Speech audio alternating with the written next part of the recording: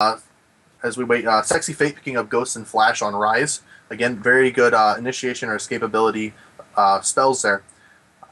Then we see Smite and Flash on Amumu, which we've seen the past 3 games. Corki with the exhaust or with the Flash and Ghost, seen those all 3 games. Renekton taking Ignite, so maybe planning on doing some nice damage early on here, using that Ignite to grab some kills.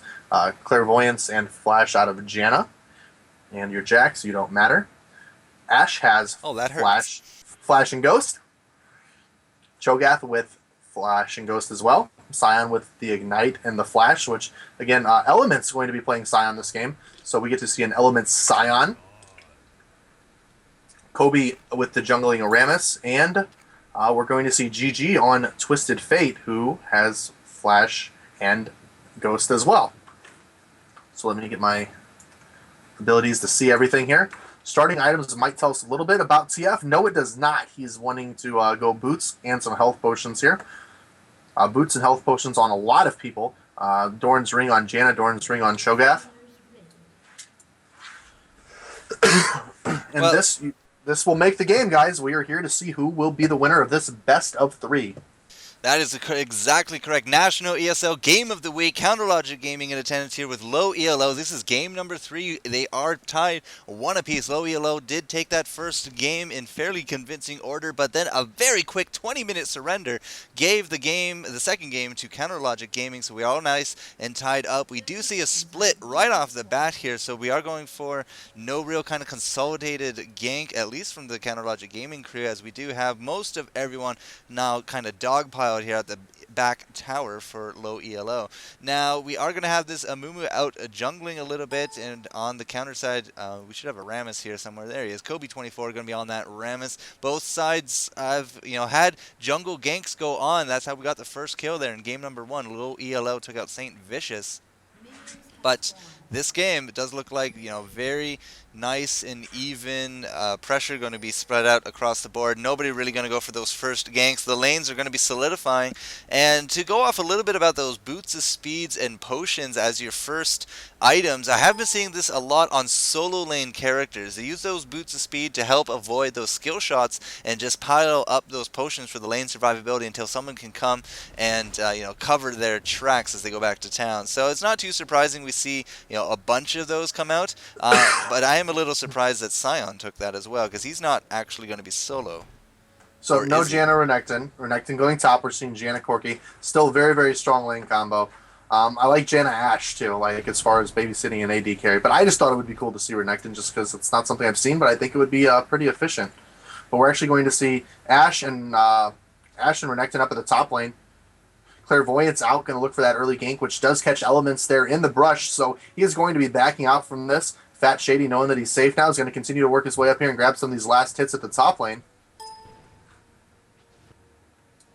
And we do have Renekton Ashe up to the top, as he did say. Now, if Elements is going to be doing a little bit of a wandering sign, I mean, we do have that guaranteed stun to come out, and he is level 2, and we did see that Death's Caress. So he could just be jumping around, trying to land a lot of pressure onto, Low ELO players. But at this point, we do have 3 solo lanes established for CounterLogic Gaming. So Chaucer up there, he has himself a solo lane. We also have Big Fat GG in the middle, and he's going to be solo up against Rise. And that also leaves, Hotshot GG down here to go 2-on-1 against both Janna and Corki. And I mean, a melee hero up against 2 ranged pokers is probably not going to be the best for him. But the good thing about GG is that he can get off all that, health stuff. Now, we did see a good gank here in the mid, because we did see that guaranteed stun from Sion come into the mid with the help of Big Fat GG almost comboing down Rise. I didn't really expect a kill, and we didn't get one. But what's going on up top?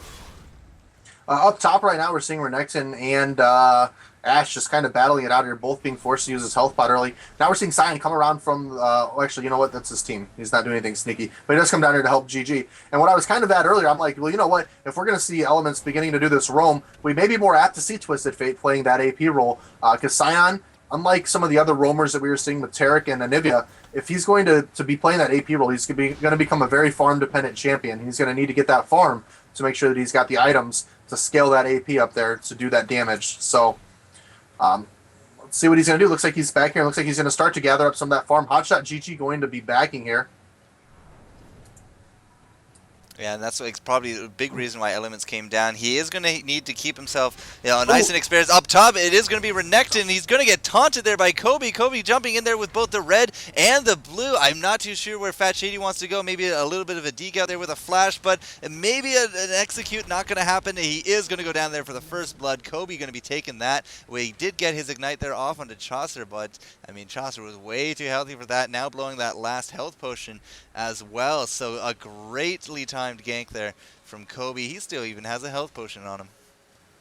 yeah, 4 minutes and 50 seconds. He's now worked his way towards middle lane, and Rise finding himself in trouble as Kobe grabbing that kill there as well, and that puts him 2 kills up, and that is very, very strong for this this champion. I mean, we're going to see him not only getting that jungle stuff, but as well, some more stuff going on at bottom as Cho'Gath running into Amumu in the jungle. Amumu at pretty low health here, and he may try to sneak back in here after these wraiths.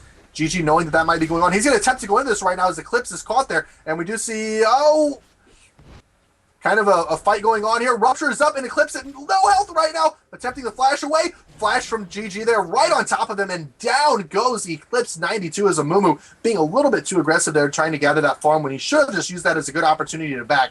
And now GG coming around here, and he's going to push this over. So what we're seeing is Sion roaming a little bit at the early game, and then GG putting in a position where he's going to roam and allow Sion to gather some of that farm. So a very, very good play switching in and out here from this team. I like how you call Hotshot GG because the Twisted Fate player here, Big Fat LP, he's actually more commonly known as Big Fat GG. I just don't like saying the names. It's so long. You know how long Hotshot GG is? It takes so long to say. Hot shot is the exact same time as GG, but okay, no, don't worry. Don't worry about it, dude. It's fine. I just find it cute.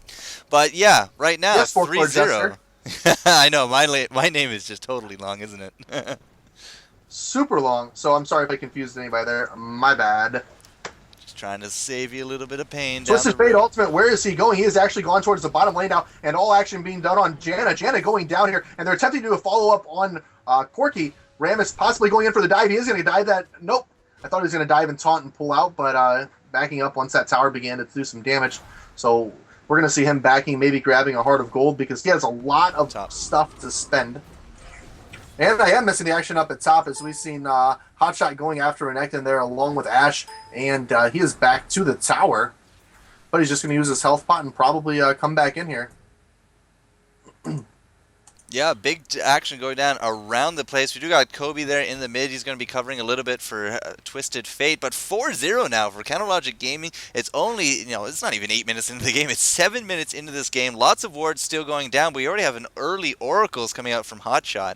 And, with that Oracles, he's going to be able to do some effective counter warding. Now, what Hotshot has done is when he killed Amumu actually just ran out of the blue buff. So he almost had double buffs from that. But Hotshot's trying to make use of this red as much as he can because, hey, why not? If you kill a hero with it, it's a great time to go ganking. That red buff, does do that slow upon attack, and that's something that you can really capitalize on with a single pair of boots early into these games. Yes, red buff, very, very important. A lot of people don't understand the importance of buffs. Well, you should. If you don't think they're important, well, I don't think even people in IRC would argue with me when I say you were wrong. Buffs are very, very important in this game. I do want to mention that in there. Doran's rings. 2 Doran's rings on Twisted Fate right now, so this could be a very strong sign that he's going to be working his way into an AP role here. Or he's using that just for his wild cards to help push the lane and farm. But I think he may be going AP. Time will tell, but yeah, it is a fairly big indicator right off the bat. He could have easily gone Doran's Blade, and that would have easily told us, well, he doesn't really seem to care about his AP. So let's go with that as the hypothesis for now. We do have both Hotshot and Kobe over here on this blue buff monster, and we already have a blue buff. Nope, never mind, that's not a blue buff. That's an Aegis of the Legion. An Aegis of the Legion at 8 minutes in on Kobe. That is very impressive work, I think, to get that out that early. Well, they may begin to start pushing early. This is a very strong indication that Rammus is going to be ganking by picking up that Aegis this early rather than gathering a Heart of Gold or anything like that. Rushing straight towards the Aegis means that he wants to be able to be there for his teammates, as we see him and Hotshot both running as a gang squad now as they've ran towards the red buff, where we're going to see Kobe. I don't know if Kobe's going to pick this up or if we're going to see Hotshot picking that up. You really do live near a train station, don't you? Not a station, a track. But the viewers say they don't hear it, as weird as that is. So I don't think they hear it over my other stuff. Not to worry then. But yeah, it is going to be Rammus picking up that red buff. I mean, they did know that Amumu was up top instead covering that round. So he's going to be in for a surprise. But look at this. Kobe going to be jumping right into Sexy Fate and actually going to be chased off there. Rise doing a great job of keeping all that damage off of him. Tear the Goddess going down, though, for Rise. He's going to be building that up as soon as he can. So look at this, and I think this is just really neat. And all of the Jannas in the 1400 ELO bracket, you should take a note from this. Look at the CS of Loop K right now. Of who? Loop K playing Janna. Yeah. Zero CS right now. Janna does not have to have farm, especially with her teammates picking up some of the wards early on here. She does not have to have farm, so I'm actually glad to see that, because a lot of people say, oh no, she needs to be AP, you have to play her AP. Well, Janna does not need farm. I've gone games and had 3 CS before at the end of a game. So now it looks like, we did see a stun on Renekton. Renekton using dash to get away from that and get under the safety of this tower, where he will stay nice and safe, because that is what the tower is there for. It is, it's a nice safety net. Oh, we do got a big Ash arrow coming down. Where's it going to go? Where's it going to go? It's not going to hit Sexy Fate. Actually, it might go hit some. No, it's not going to hit anyone else. But yeah, big Ash arrow coming there down from the top with the help of that Twisted Fate is going to actually keep Sexy Fate off, off the big offensive pressure here in the mid. This could actually be a pretty decent amount of damage going down on this tower. We don't actually have really too much tower damage around the place. Just taking a quick look around. Yeah, everyone's pretty healthy. It is this mid tower that's not looking very healthy anymore. 1,200 hit points left on him. Amumu's going to come cover the mid while Renekton does push top. Kobe looks very tasty at this point, but we do got Chaucer there. He's coming back. 11 minutes in, he has himself a BF sword. Kudos to him. He's definitely doing a good job here on the last hits. Taking a quick look at that. 76 last hits. Actually top of the game at this point. Very closely followed by Corki, though. So while we're doing this, I want to try to get a little insight here as we look at the bottom lane. Look at zoning. This is a strong aspect of zoning. Janna sitting in this bush, and what you can consistently see her doing is pushing Sion back. So Corki's allowed to sit back there, gather the shield, and continue farming. Janna keeps positioning herself up here in these boots. Hit. And watch, we're going to see it again right here. I hope I don't miss any other action while this is happening. But she may be a little worried now. Sion does have enough mana for a stun, but she's just been consistently harassing this lane backwards. Some pings going towards the top lane, and I don't see any action really beginning to happen there. These guys may be ready to go in. Renekton does go in on Chaucer now. Does get that stun, and we're seeing Kobe trying to do the follow-up here. Amumu sitting back there in the bush. He has yet to come out, and he is not helping his team. I don't know what is going on. Finally, Eclipse does come out here, and he begins to try to help the rest of the team, but not before Renekton's nearly dead here. Kobe has out with his ultimate, and now we see Cho'Gath coming up here as well, and down he goes. Amumu using his ultimate, trying to get away from this, but no, he's being chased down. Nom. Twisted Fate coming in as well. Amumu at 3 bars of health, trying to run away. We do see a stun on Rise. Rise taking all the damage now. Rise falling down, but no dive. Maybe a dive. Yes, TF is going after this. We see the stun follow up, and there he goes. And he has now died as well. So what turned into Renekton trying to play a little bit aggressive there ends up being a half AFK Mumu, and 3 of the players from LE dropping down there and losing their top tower. Not too sure what happened there, but yeah, Amumu definitely jumping into that way too late and then paying the price with 3 deaths to, Low ELO. We're up 7-0 right now for CounterLogic Gaming. It does look like we were able to get a revenge tower here in the bottom simply because no one was there. But, oh my, I mean, like, what happened there? Renekton, he got off that great initiation onto Ash, and then just nothing. It's just nothing. And, Rise trying to play a little bit of catch-up, not working at all. So something went wrong there. We're not too sure, but what we are sure of is 7-0 lead right now for CounterLogic Gaming. If this keeps snowballing as it is, it's just going to be another 20-minute surrender. Yeah, CounterLogic Gaming, I believe 7-0 right now, almost having this game in the bag. And blame it on player change, blame it on learning from mistakes, blame it on something. But any way you look at it, CLG doing a good comeback here from that initial loss. as I said, maybe it was all set up. Maybe they really wanted to play best of three, showing everyone what they got, why they're #1 in the world, and why they're actually the top seeded team here in the National ESL. So maybe, maybe not. Maybe they just want to have fun. But right now, Renekton not looking to have a lot of fun. He's going to be trying to jump out of that. Looks like he will be at least successful today. Element's not really doing that much damage. He's only at 60 ability power. But he has those boots and mobility, so he really is going for that strong roaming, roaming role. Yeah, and he's able to do that because let's look at TF's items right now. TF picking up a Sheen, so I believe TF is going for sure going ability power here. Lichbane or as you call it, Triforce? hybrid. I'm saying Lichbane at this point for sure. Ash Arrow coming in as looks like they're trying to go after Elements. Elements flashing up and over the wall. Rammus coming in just to push these guys back and kind of see what he could do there. Kind of feel out exactly where the fight's going, but smart move for them to back out of this as 4 members of LE have decided to come over here. Amumu going for that stun there, but look at that. Ash started to barely move up there and like left just in time before Amumu would have snagged her and been instant doom. Doom from a Yordle. It's actually just kind of funny to picture. While all that was happening, though, we do have Rammus in the bushes. Nobody can see him. It does take 3 people to take down a blue buff for some reason. And Hotshot, I don't know, he might have been able to make a very passable attempt at this tower. I don't think it's going to go down. It is getting chipped away, however. And I don't know, I think he had actually a really good opportunity to take out that tower, but he went back a little bit too passive. I think he just really wants to keep that Oracles more than anything at this point. And he's just going to Alma creep there. He's up to 5 feasts, nearly 2,000 hit points at 16 minutes in. Not too shabby at all. It does look like Fat Shady again is going to get pushed out of his lane a little bit here. Elements, his Death Caress not exactly blowing up peeps yet. But here's a big indication for you. Check out Twisted Fate right now.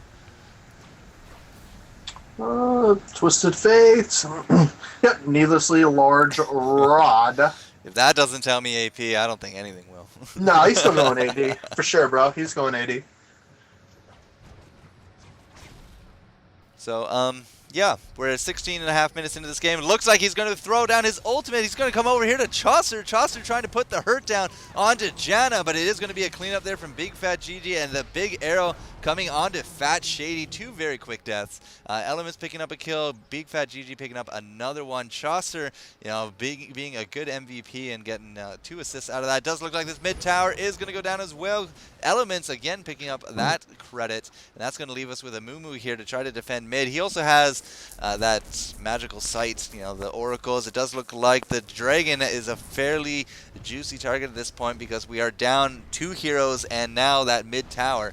So, oh man, CounterLogic Gaming further increasing their lead. Yeah, I believe this is over, man. We are 9-0 right now, and this stuff is just pretty well here at the end.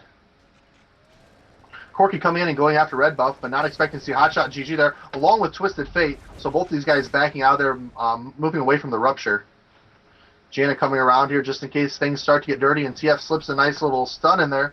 But they're actually going to get their red buff. One of the first ones they've gotten this game. Yeah, it keeps getting counter jungled pretty effectively, doesn't it? It is going to be Chaucer that's going to be not Chaucer, Corki. I don't know why I keep thinking Chaucer whenever I see Corki, but Corki's going to pick that up. Amumu going to do himself a little bit of jungle. So we're 18 minutes in fear of this game actually ending in fairly short order. Okay, let's just go over quickly what kind of items we have around the place as we watch Elements try to get 3-manned. Yeah, so Elements is who we need to be looking at right now because Renekton does have the ability to catch him. Hotshot GG there with the silence as well as the rupture, trying to protect him. Corkery Valkyrie up and over. Elements trying to get back into this tower. And TF coming in now. So what the Hunters have now become the hunted as all forces have been turned towards Renekton. Janna with her ultimate off, trying to get these guys out of here. Silence from Cho'Gath and now ghosting as well. Chasing after these guys. Corki going to be the one caught by that stun. And will he go down? Valkyrie's almost up. He's using Valkyrie to go up and around the ledge here rather than up and over the ledge. And looks like I'm missing a kill down there. Well, kills going on everywhere. Jesus, I don't want to miss any of this action, but there's a lot of stuff happening. And we do see Corki being killed here. And that takes it to 11. So another couple kills being picked up there. A little bit of friendly banter going on. But yeah, 19 minutes in, 11-0, and right now Chaucer's going to be taking that top tower. We did see multiple deaths right there. Kobe's in a good position right now to take this middle tower as well, and this game's about to be probably surrendered. I do see the GG calls coming out here from Low ELOs. So, Rise, level 12, never really finished up that Manamune, but he did get himself, I don't know why, he diverged into some chain vests for some armor. Not too sure about that. Catalyst was supposed to become a Banshee's Veil eventually, but I don't think that's actually going to be happening anytime soon. Amumu, again, 3 hearts of gold, so that very tanky, weighted out kind of mentality with Corki, again, also trying to go for his Manamune, and just not able to reach that stage. Let's see, Renekton, 2 hearts of gold, and really Janna, all she has is that Dorn's Ring that she started off with, and a Mercury's Tread. I got a surrender vote here, so you might want to quickly go over CLG. Just items are, you guys can check it out during the stream. Feel free to pause it and take a look at what I was doing there. Yeah, the surrender vote is up, and this is over, ladies and gentlemen. So did you have any special parting words that you wanted to talk about here?